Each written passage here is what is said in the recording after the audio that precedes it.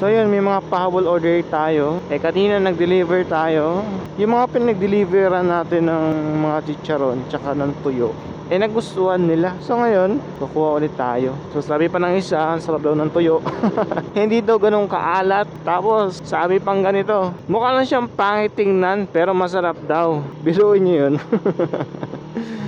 Natuwa lang naman ako. Tapos kanina yung chicharon, so nagustuhan nila. Ayan, pakita ko sa video kung ano itsura. So yan, tayo maghihintay muna. Pakita ko sa inyo yung tuyo na sinasabi na mukha lang daw pangit tignan, no? Pero masarap daw. Ay, ito, papakita ko sa inyo. Pangit daw yung tuyo. Pangit daw yung itsura ng tuyo pero masarap naman daw. I mean, pangit daw yung tuyo pero masarap. Hindi daw ganun kaalat.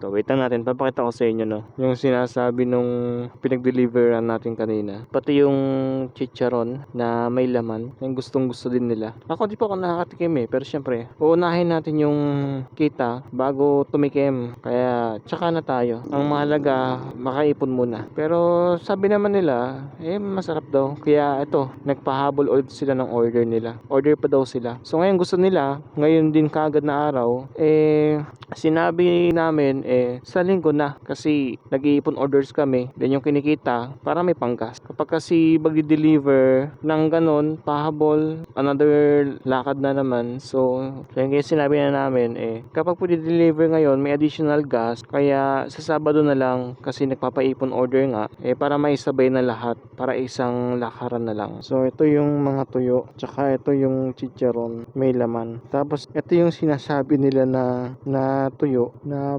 pangit daw tignan pero masarap daw, hindi daw ganun kaalat. Tara na. So hanggang dito na lang ulit. Pinakita ko lang sa inyo kung ano yung sinasabi nila. So this is Kikoy TV. Yan, lagi po tayo mag-iingat at i-prioritize po natin ang ating mga sarili. At kita-kita na lang ulit. Maraming salamat sa mga patuloy na sumusuporta at makakatulong din tayo balang araw. See you guys sa mga iba pa nating ilalabas na video. Yan, stay tuned lang po tayo.